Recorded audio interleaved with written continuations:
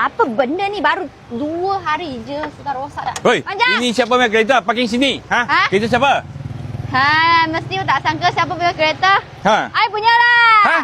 Berapa ribu beli? 5,000 lah. Ha? Mampu beli lah. 5,000 beli kereta macam ni kah? Buruk meh. I Tengoklah. Condition dah okey mah. Okey lah, parpa mah. Cuma saya tak tahu kenapa dia tak boleh start tau. You mau saya bawa you ah. Mai, you naik atas. I tak berani bagi dia tahu ini pun rosak tau. Naik.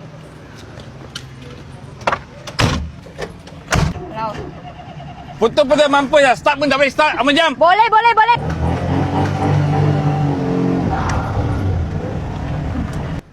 Ini macam kereta. Aircon mentara panas betul lah. Apa mentara 5,000. Ping.